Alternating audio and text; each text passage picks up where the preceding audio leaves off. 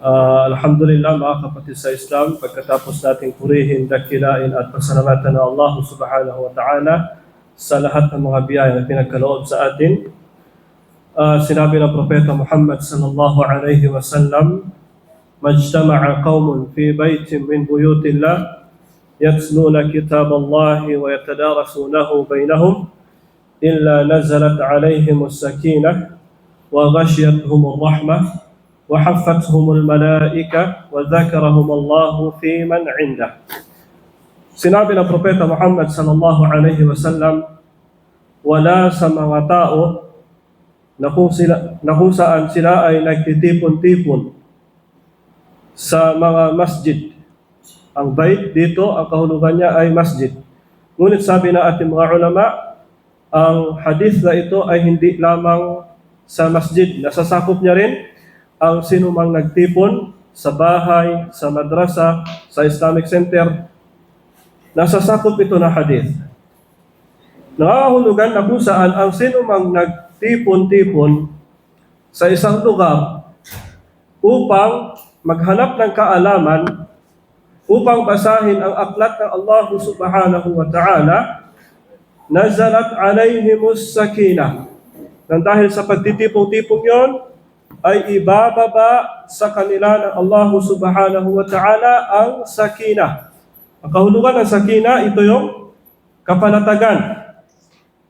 So, ang pinakamadaling daan tungo sa paraiso is ito yung ginagawa natin.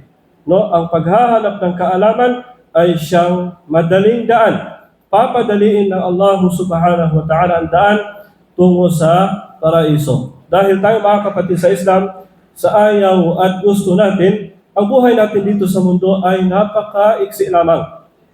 Kapag dumating yung kamatayan o yung oras natin, ay wala tayong magagawa. So, dalawa lang. Kung hindi paraiso, impyerno. Sa kabilang buhay, dalawa lang. Kung hindi paraiso, impyerno.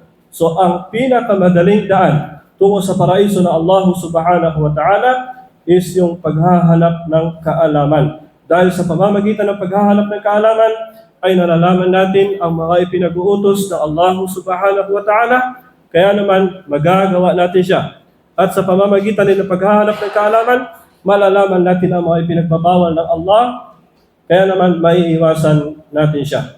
Inshallah subhanahu wa ta'ala mga kapatid sa Islam, sa sandaling ito ay kumuha tayo ng aral na ibibigay sa atin ni Sheikh Ismail hafizahullah mula sa khutbah kanina sa masjid.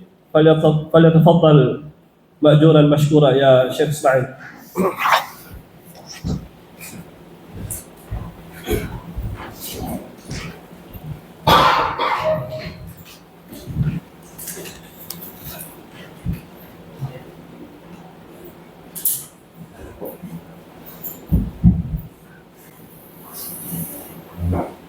بسم الله الرحمن الرحيم. الحمد لله رب العالمين، والصلاة والسلام على رسول الله وعلى آله وأصحابه والتابعين ومن تبعهم بإحسان إلى يوم الدين. أما بعد. Ano ho ba ang tinatawag na iman? Ang pagsalang ating khatib ay patungkol ho sa iman. Sabi ng mga ulama, ang iman ay qaulun bil lisan. Ito ho ay binabanggit, sinasabi, wa amalun bil jawarih, at gawa ng ating mga katawan. I'tiqad bil janan, at may tunay na pananampalataya. Tunay na pananampalataya sa Allah subhanahu wa ta'ala, sa kaisahan ng Allah subhanahu wa ta'ala. At ang iman ay yanqus wa yazid. Ito ay nadaragdagan at nababawasan. Sa anong paraan? Ang iman ay nadadagdagan kapag tayo ay gumagawa ng mga mabubuting bagay. Kung ano yung mga pinag-uutos ng Allah subhanahu wa ta'ala. At ganun din, ito ay nababawasan sa tuwing tayo ay gumagawa ng mga kasalanan at mga pinagbabawal ng Allah subhanahu wa ta'ala. Lahat ng ito ay may dalil mula sa Quran at Sunnah. Ano yung dalil natin? Sabi ng Allah subhanahu wa ta'ala, qad aflaha al-mu'minun, tunay na nagwagi o kaya nakamit ng mga mu'minun ang mga gantimpala ng Allah subhanahu wa ta'ala, na kung saan sila ay sinasagawa nila ang kanilang salah. Pinapangalagaan nila ang kanilang mga sala at sinasagawa nila ang mga zakah.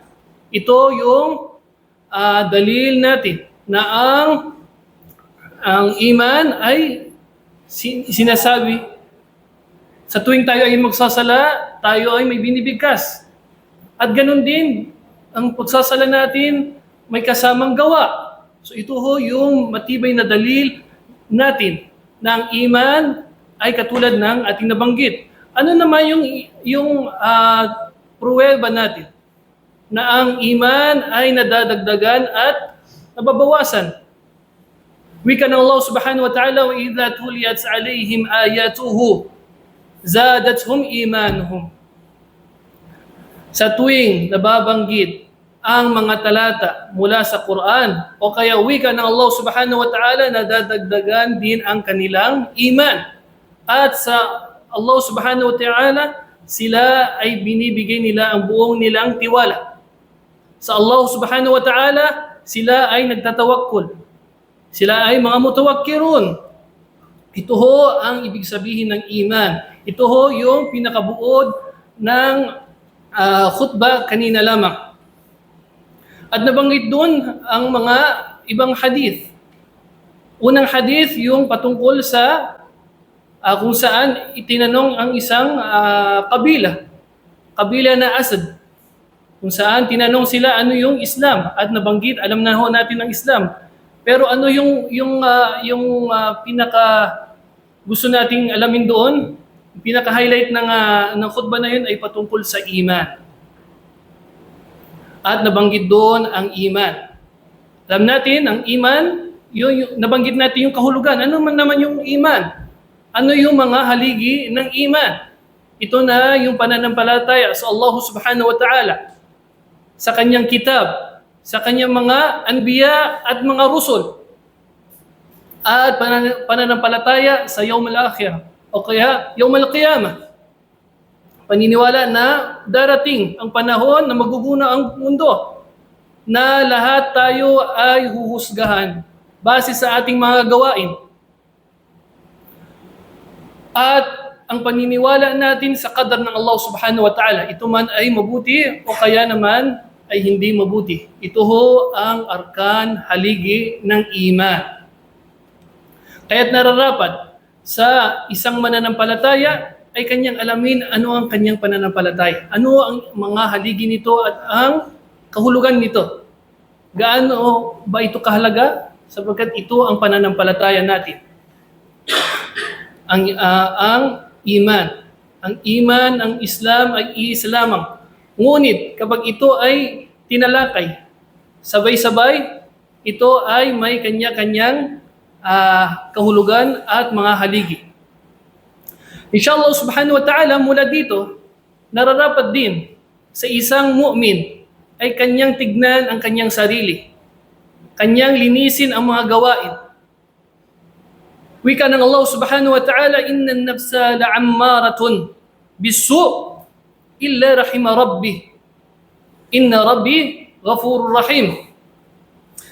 Katunayan, ang ating mga sarili, la'ammaratun. Sumusunod lang tayo kung ano man ang kagustuhan natin. Ito ho yung asal-asal, ito ho yung nature ng ating mga sarili. Bisu, sa mga kagustuhan natin. Ito ho yung nature ng ating mga sarili. Illa ma rahima rabbi.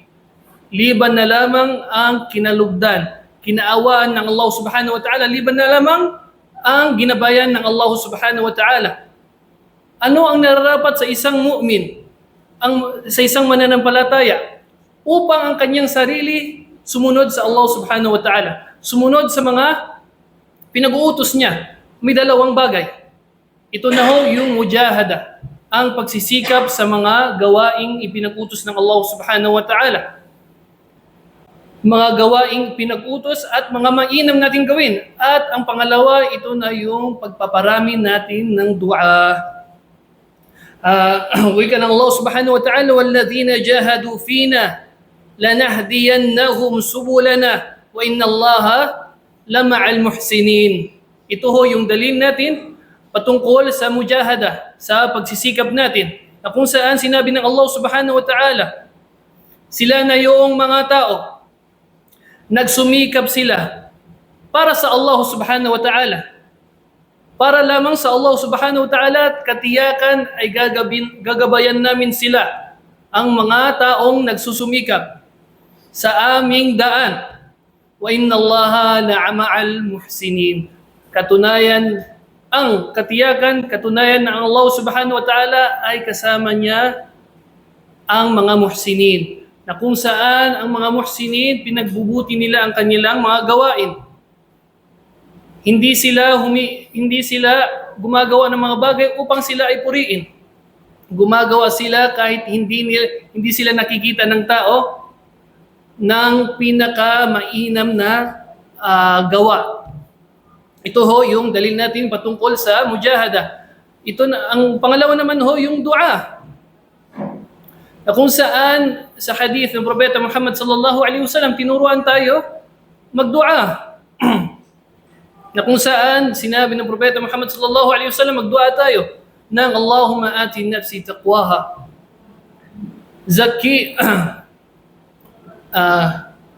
Zakkiha anta khairu man zakkaha. Anta waliyuha wa maulaha. Na kung saan hinihingi natin mula sa Allah subhanahu wa ta'ala na bigyan tayo ng takwa, pagkatakot sa Allah subhanahu wa ta'ala, na linisan ang ating mga sarili mula sa ating mga kasamaan, mga bagay-bagay na ating nagawa na hindi tama, na pagsuway sa mga utos ng Allah subhanahu wa ta'ala. Tunay ng Allah subhanahu wa ta'ala ang siyang may tagapangalaga at nagmamayari ng ating mga puso. Tulad na nabanggit, nararapat sa isang mananampalataya ay ang kanyang pagsumikapan ang mga gawain na ipinag-utos ng Allah subhanahu wa ta'ala, mga gawain na mga mainam, at paramihin niya ang dua.